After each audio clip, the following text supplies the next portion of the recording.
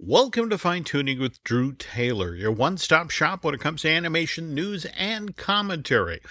I'm entertainment writer Jim Hill, and Mr. Taylor, whose writings on the industry you can regularly read over on the Wrap, and his musings on the Mission Impossible movies you can listen to on Light the Fuse, the official Mission Impossible podcast. He and I are recording this week's show on Friday, August 2nd, 2023, and what was it, back on the 28th, this past Sunday, you were down at San Diego Comic-Con, right? I was, yeah. Okay, and what was your title? Were you the MC? Were you the host of the panel? I was the moderator of the panel. There we go. For all right. Jurassic World Chaos Theory, which we love here at Fine Tuning, and yeah, it was really fun. We got to show the first episode of season 2.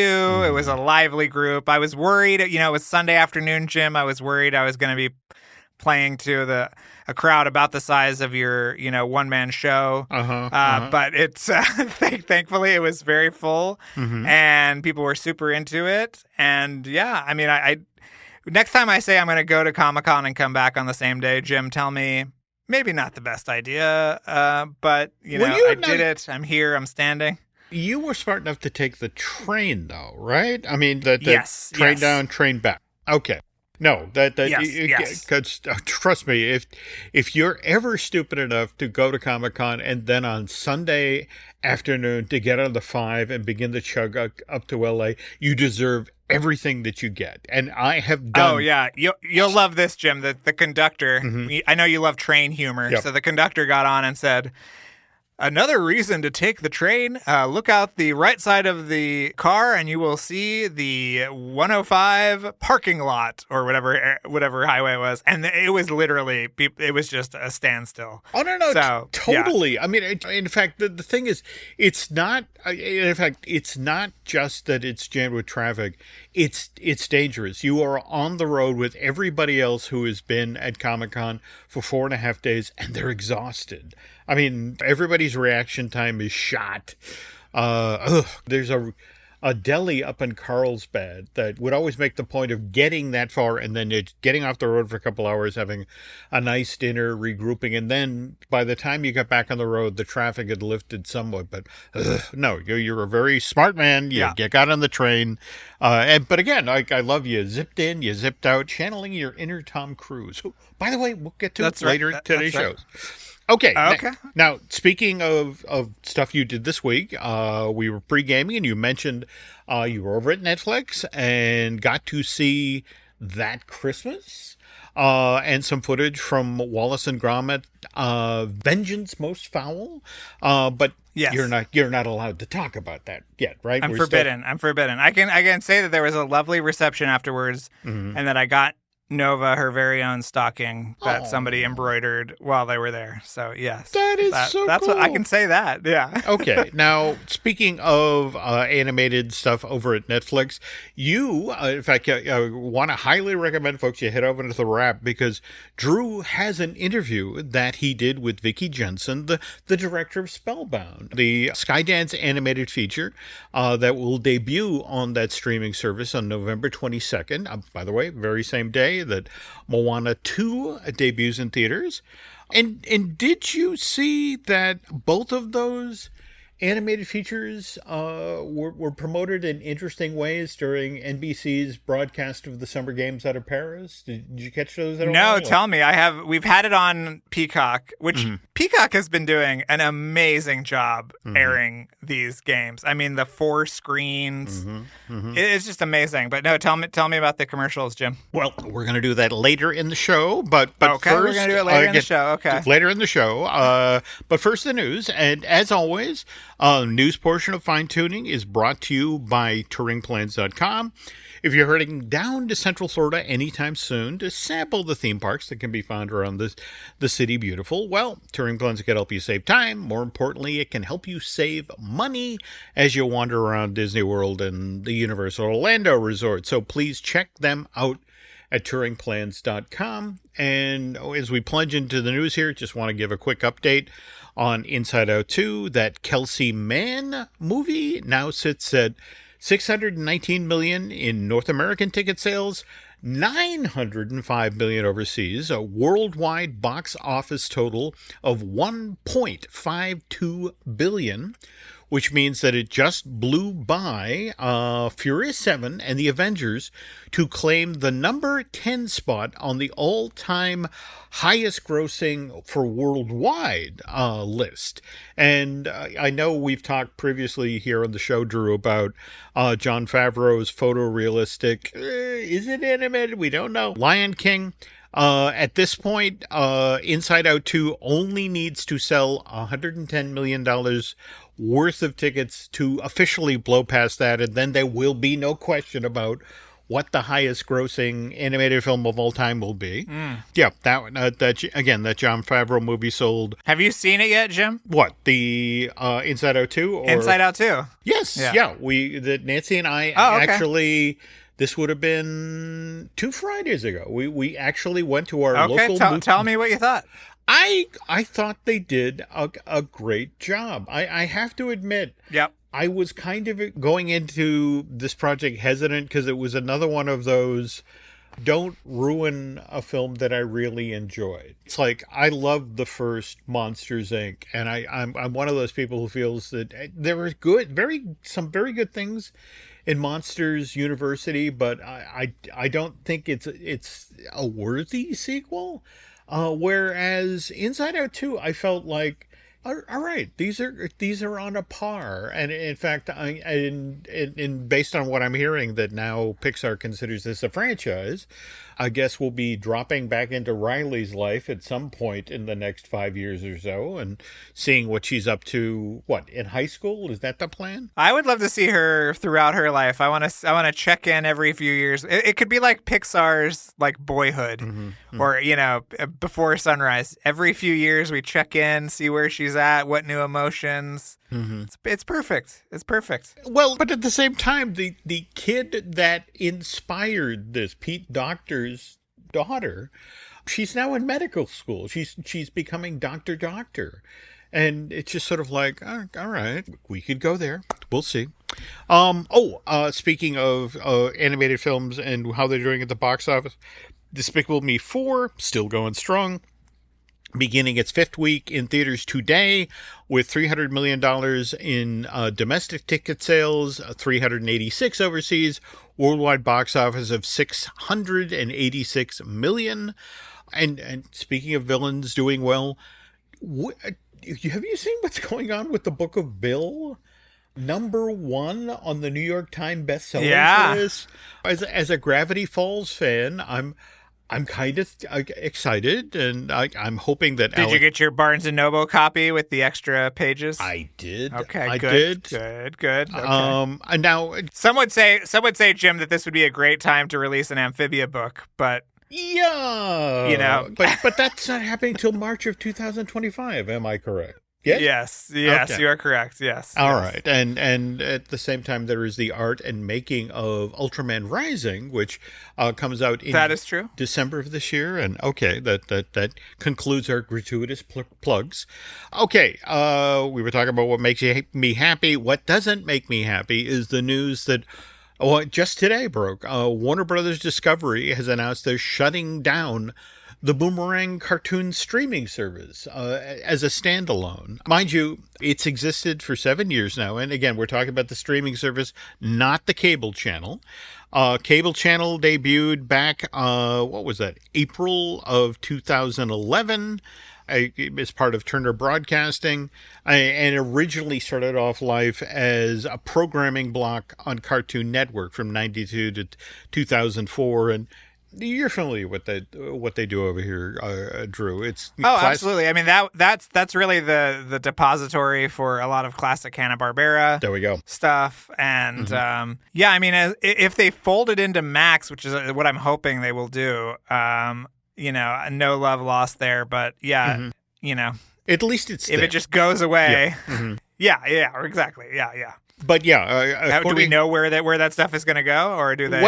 They said they have said that it's headed to Max as of September 30th, and also we've talked on recent episodes of this podcast about Me TV Tunes, which came online June 25th of this year, 2024. And what's interesting is there's significant overlap, at least when it comes to this sort of vintage Saturday morning stuff. So I guess tied in, tied out. And speaking of Saturday morning, did you see this bit of news from the Yes Network? By the way, Yes stands for the Yankee Entertainment and Sports Network, which offers sports fans comprehensive coverage of New York Yankees, the Brooklyn Nets, and the New York Liberty. That last one's a WNBA team. They've decided that they need to do something to cultivate young baseball fans, especially for the Yankees. So they're launching an animated series, the Bronx Buds. No, I haven't heard about this. Yeah, it's debuting on the Yes app. In fact, I guess starting this Saturday, there'll be a brand new 7-minute long episode every 6 weeks. Follows the trials and tribulations of a youth baseball team in, what a surprise, the borough of the Bronx in New York City. And it's got a pretty considerable team of animation vets behind it. A lot of folks who worked on Beavis and Butthead and SpongeBob SquarePants. And again, speaking of SpongeBob, Saving Bikini Bottom, the Sandy Cheeks movie, debuted on Netflix just yesterday, Thursday, August 1st. And you got the chance to see that, right, Drew? I haven't seen it yet. Oh, okay. But I'm dying to see it. It looks really cute. Knowing you, Jim, you watched the bootleg copy. I behaved. In fact, okay. I'm trying to reform. I still peek at the end of books, but there are worse crimes. There were worse crimes. Okay, now we were talking at the top of the show about the NBC broadcast of the 2024 Paris Olympics. And again, just yesterday, August 1st, it was anticipated that this would be one of the highest viewing evenings because Simone Biles was competing in the gymnastic all-around, and no surprise here, Biles wound up taking home her 9th gold medal. But what was interesting, again, you're watching it on Peacock, where Nancy and I are doing it on traditional NBC, and to try to get people to stay with the show, what NBC has been doing this time around is they've been doing large chunks of the Olympics, the broadcast of the games, with no ads whatsoever. But when they do ads, they are interesting. Like, for example, there was a Moana 2 ad that literally toggled back and forth between footage of this yet-to-be-released Walt Disney Animation Studios film with shots of people who had won awards in this year's game. So it was like, okay, I don't entirely understand why you're doing this, but I'm paying attention. You'd think that they would have used the, aren't they in French Polynesia or something for the surfing events? No, You'd think there they we would go. have exploited that. There we go. I don't know. But what's interesting is there is precedent for this. Back in August of 2016, during the broadcast of the Summer Games from Rio, that's actually when the original trailer for the first Moana first aired on broadcast television. So it's like, okay, so it's kind of a tradition. Oh, I wanted to, while we're talking about Disney Animation Studios, what do you make of the news today about those release dates for 2027? We have a Pixar film coming out, or an unnamed Pixar film, for June 18th, 2027, and then a full-length animated feature from Walt Disney Animation Studios being released on November 24th, 2027. Yes, we do. What do you think they are, Jim? What could they be?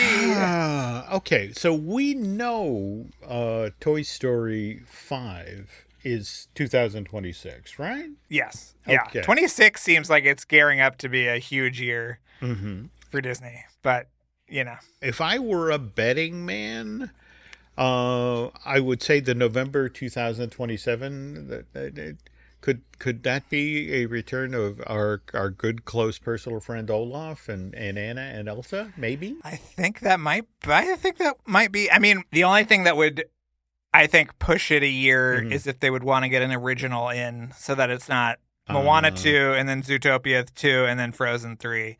I know there are some very exciting original projects being worked on at animation studios, but Jim, it's about which one is close enough rather than which one is ready.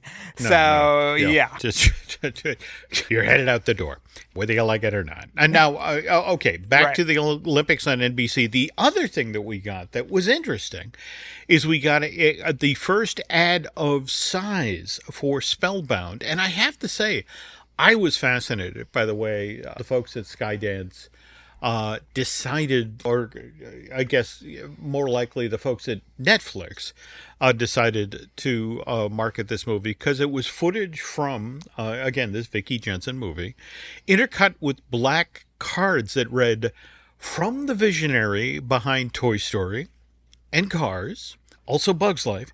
Did we mention Toy Story 2? Oh, and Cars 3. And don't forget about Toy Story 3. Oh, yeah.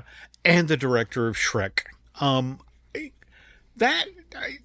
That's a really interesting way to get John Lasseter out there without actually saying John Lasseter, isn't it? Yeah, it is really interesting. I wonder how Vicky felt about that. Yeah.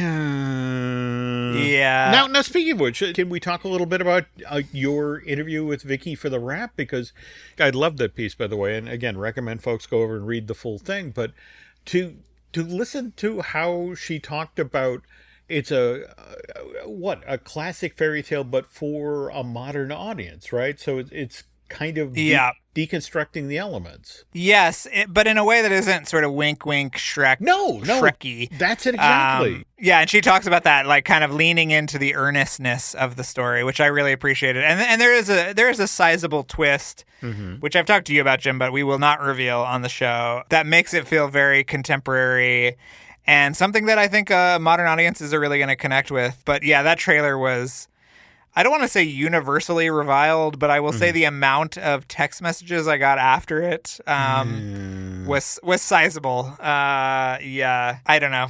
But at the same time, I mean, in kind of the modern tradition, I mean, face it, Spellbound is a musical. I mean, it's got a score by Academy Award winner Alan Menken and lyricist Glenn Slater. None of the songs from the film were featured in this ad. Instead, we got Journey's Don't Stop Believing. But at the same time, to be fair here, it is really not uncommon these days to hide the fact that an animated feature actually is a musical. I mean, I remember, for example, the original teaser trailer for Frozen back in 2013. We had Olaf and Sven on the ice fighting over Olaf's carrot nose. And, oh, by the way, hi, Josh. Hi, Ava. And I, by the way, just tonight, because it had been years since I'd seen it, I also called up the Tangled teaser trailer, which is largely about Flynn Rider. Oh, boy. Yep. That one. I mean, don't get me wrong. It ended well. The movie got into... people turned out to watch that movie because of these sorts of trailers. And Tangled was a huge success, and likewise, so was Frozen. So who knows about this ad for Spellbound? But again, to get back to Vicky now, I mean, I was fascinated. She talked about Linda Wolverton was basically the first one through the door. And of course, everybody knows Linda from her work on Beauty and the Beast and that sort of thing. But so she mapped out the world and the characters. And then, according to your article and what Vicky had to say, Lasseter then came in and shaped the final film. Yeah. Wasn't that interesting? Because, I was... hypothetically, if I had seen the movie, I was looking for where her name was in the credits, and it was not on the screenplay. But she has a producer credit, I think. But yeah, it sounds like that Linda's version was epic. It was huge. There were warring, factions and all this stuff, and John helped kind of whittle it down to a more character focused thing. But what's interesting too about Vicky is she told me she was the first ever employee of Skydance Animation, and that she was also the first employee of DreamWorks Animation. like first Holy employee with a cow. a card to get into the Wow. building, and it's like, Oh. that's pretty cool. That is Yeah. pretty cool. Okay. And, well, not to belabor the obvious, but again, you have a Linda Wolverton, and having a good writer on board does not necessarily guarantee a good final film. And remember, Joss Whedon, who wrote the original Toy Story and among many things, live action that we love, also wrote Titan AE, which, Drew, this is now airing.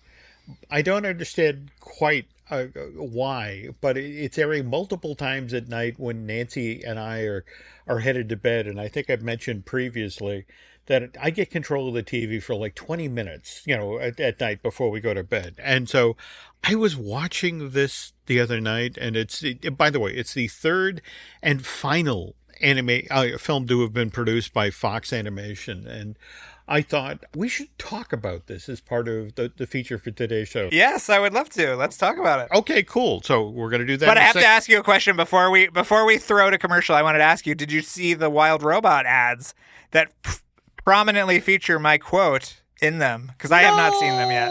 But okay. That's so cool. No, yeah. Lupita I heard she was down at Comic-Con surprising folks there. And oh my God, did you see the video of her speaking through the robot to people? It was so cute. No! Oh, damn it. Oh God, Jim, you have to look this up. It is the cutest thing. It is so cute. But on the other hand, I love, even before the movie is finished, they're putting in the ads. That's so cool. That is so cool. Mm-hmm. All right. Well, anyway, folks, we'll get to Titan AE in a moment. But first, this. And we're back. Okay. So, a little background here, because we just mentioned that Fox Animation Studios, which basically existed from like 1995 to, what is it, 2000? In fact, I want to say 10 days. Titan AE was the last one, right? Yeah. Oh, yeah. In fact, I want to say that Titan AE had been in theaters for 10 days and they shut down the studio. I mean, that's how bad things went. But over the life of the studio, Fox Animation Studios made 3 films. They made Anastasia in 1997. They made Bartok the Magnificent, which was a direct-to-video prequel to Anastasia. That came out in 1998. And then there was Titan AE. And as we just mentioned, it did not go well. But at the same time, Fox Animation Studios had kind of a tough go of it. I mean, Disney took this one particularly personally. I think we talked previously on the show, Drew, about how when Anastasia came out in theaters in 1997, Disney deliberately counter-programmed, what was it, the first theatrical re-release of The Little Mermaid, which, remember, had been out in theaters in November of 89, but it was like they put it out in the same window of time as Anastasia and then hyped the fact that this is only in theaters for 14 days and then it goes away. And if you're going to see it, well, you don't want to waste your time with that Russian princess. But yeah, they deliberately did that to kneecap the original theatrical release of Anastasia, which is ironic today because if you go over to Disney Plus, because of the Fox acquisition, Anastasia is right in there with the Disney princesses. I mean, she has her little tile right there in the pile, and for all intents and purposes, she looks like she's a good close personal friend of Belle and Ariel and Rapunzel. But I had, before we get started here, Drew, I want to ask about what do you think happened in the late 1990s? Because think about it. There was this weird grouping of these animated features that weren't musicals, didn't feature princesses, were clearly aimed at boys. I mean, we start in March of 2000 with The Road to El Dorado at DreamWorks, and then June of that same year we get Titan AE. Then over at Disney, June of 2001, we got Atlantis: The Lost Empire. Then November of the following year, 2002, Treasure Planet, and then finally this series of and none of these films connected with an audience, at least during their initial theatrical run. July of 2003, Sinbad: Legend of the Seven Seas, and what happened there?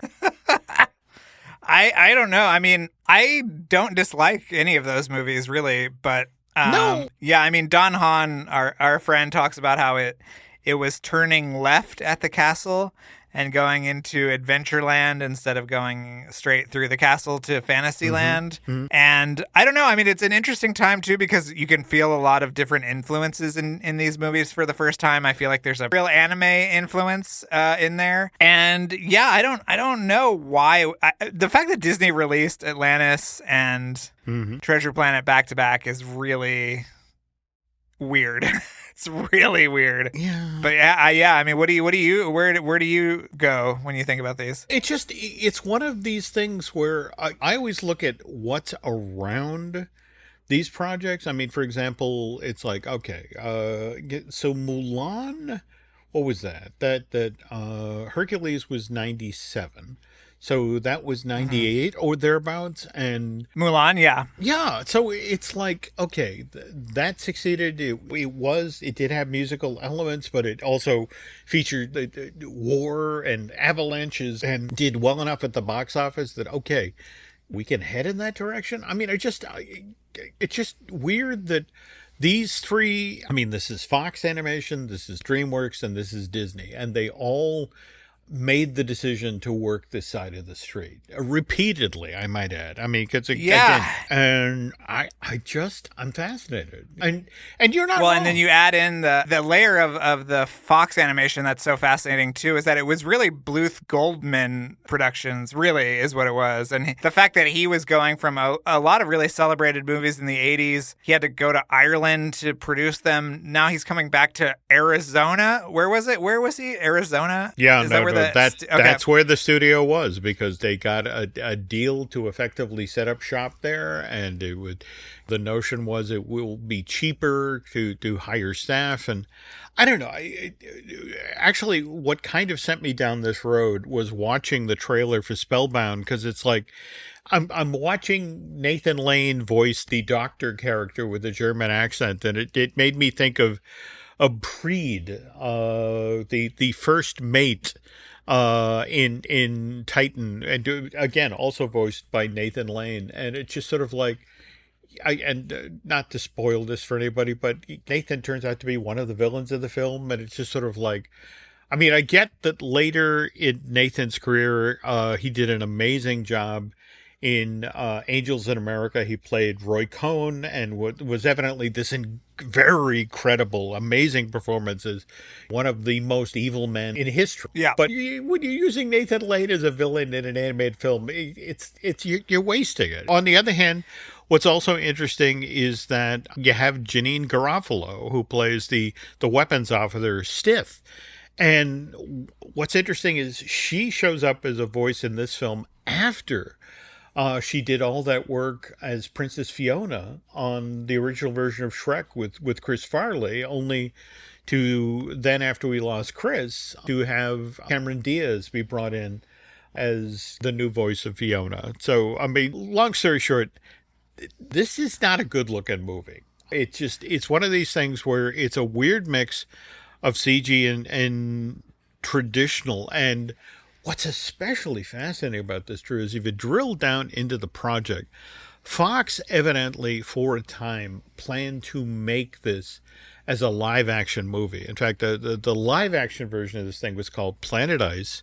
And Art Vitello, who I know that name from Tiny Toons, don't I? That wasn't Art, one of the guys involved with that. But anyway, they've been working on this film for a number of years, and in November of 97, just as Anastasia is being released to theaters, a decision is made at the uppermost levels of 20th Century Fox that, okay, this is now going to be an animated feature. In fact, I've got a quote here from Chris Melandri. We know who Chris is. Yes. You know, Yes. to this Yes. day. At this time, though, he is the president of Fox Family Films.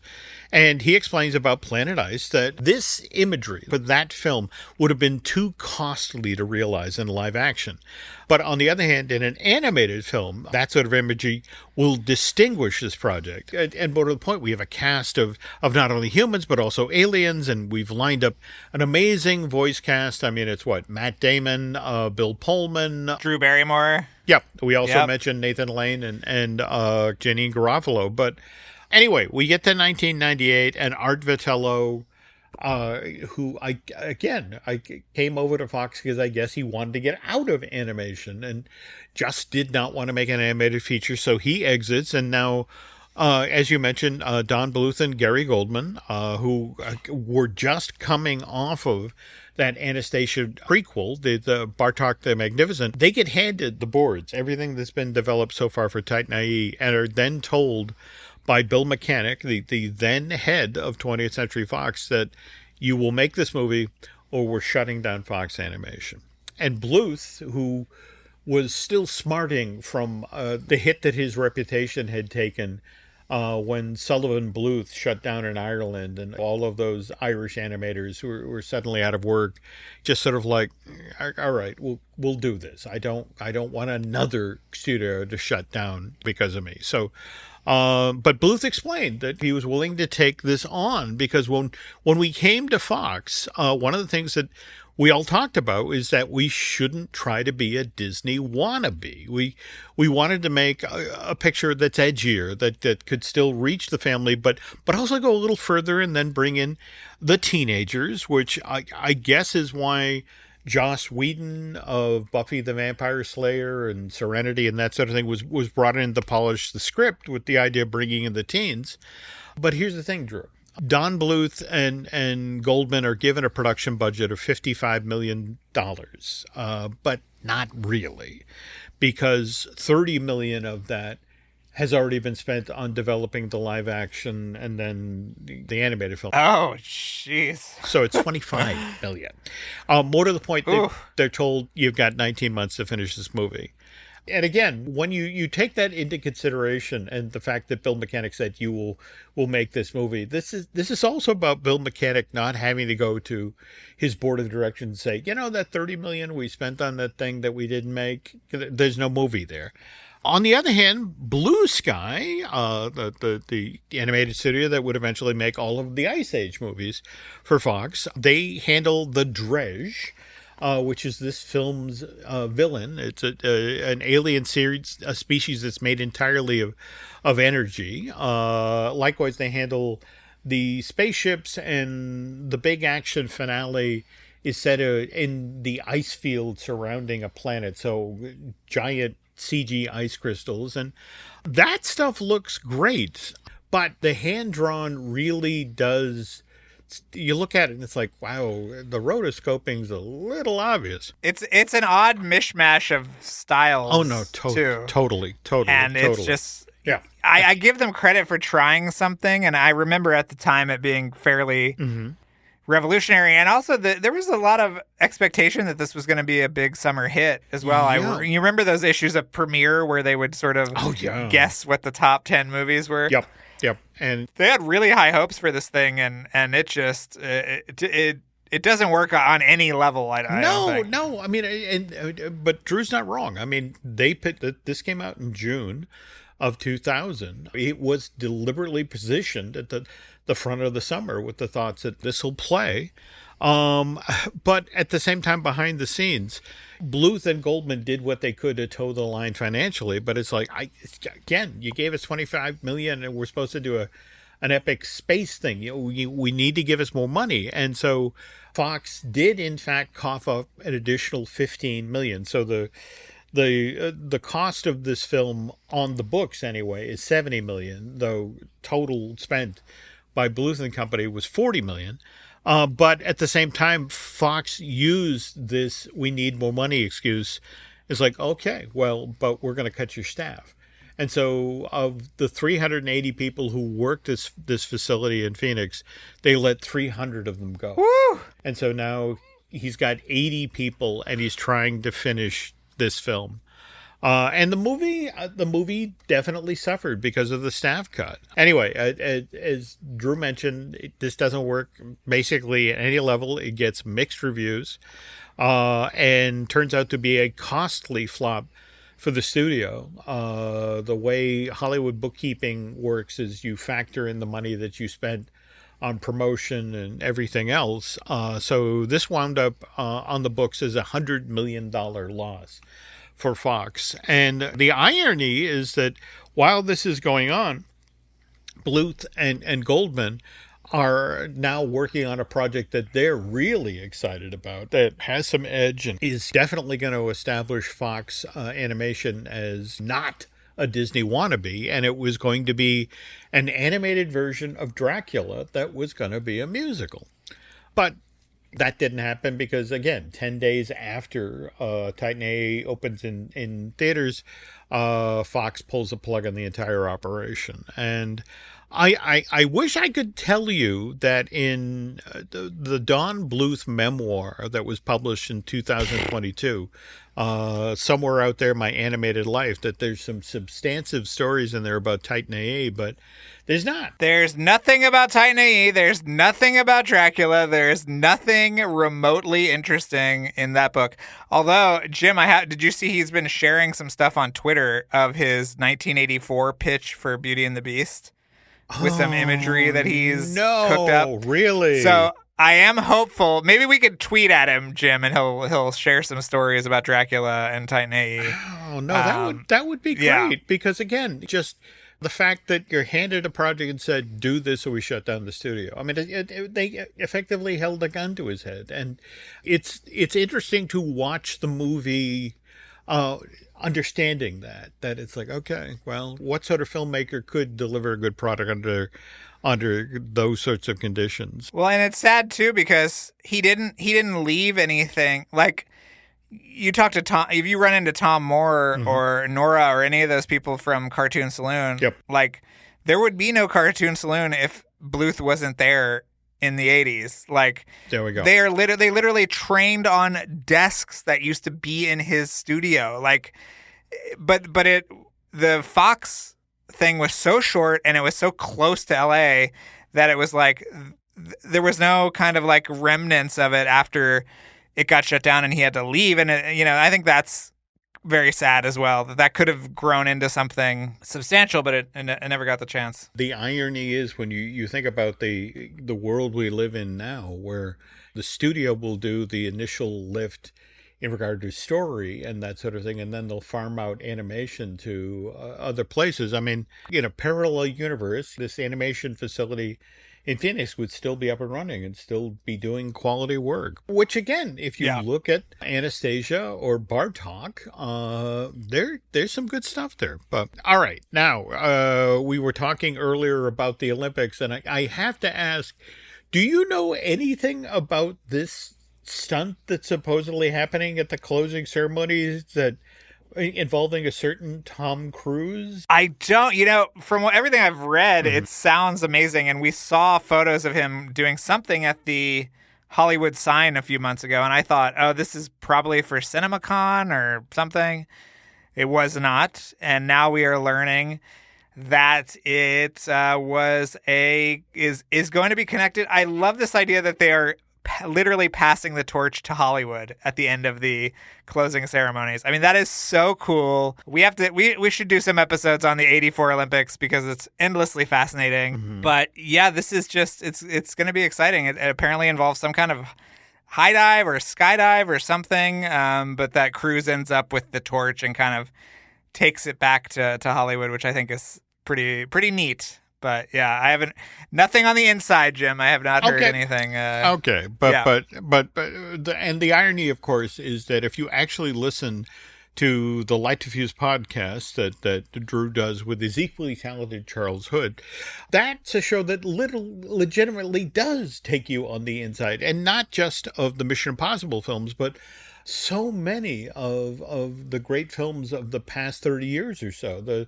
the folks who've worked on the Mission Impossible films just worked on everything else, and you and Charles get them to share all these amazing stories. And I have learned so much from listening to the official Mission Impossible podcast. And now we're still in our sort of hiatus period. We're in a holding pattern. We're in a holding pattern, Jim. We got to wait. So, we've got a lot of stuff coming up for Mission 8 next summer. So, yeah, I'm super excited. But yeah, listen to the back catalogs, listen to episodes you haven't heard, listen to our great director series where we talk to some of the amazing directors from Paramount's recent past.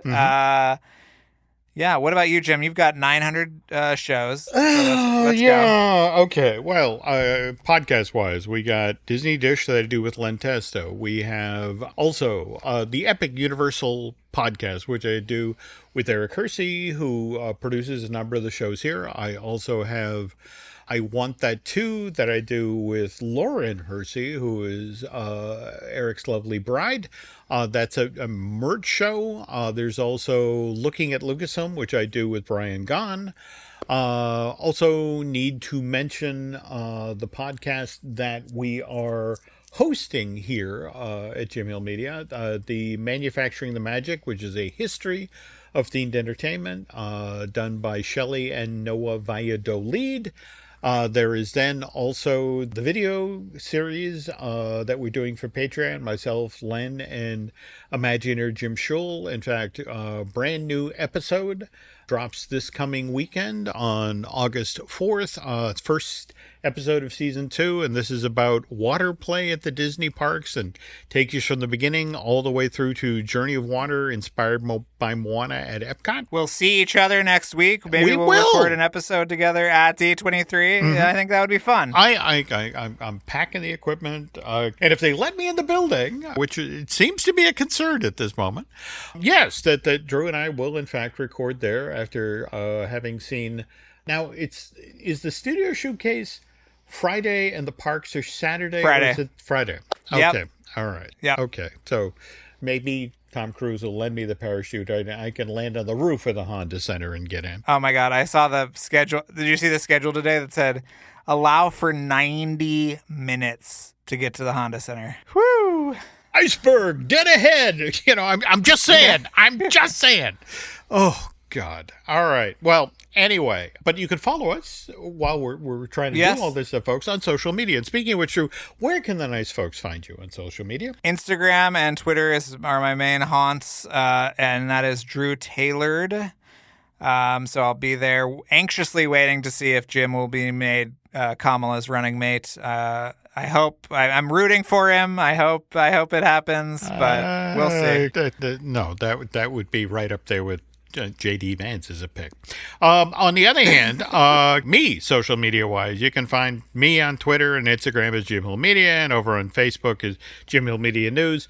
Oh, one final thing before we head out the door here, folks, if you could do Drew and I a favor, if you could head over to Apple Podcasts and rate and review, well, not just the show you're listening to right now, Fine Tuning, but also put in a plug, say a nice thing or two about Light the Fuse, the official Mission Impossible podcast. That would be helpful. And I guess that's going to do it for this week. So on behalf of Mr. Taylor, thank you for listening, and we will be back soon.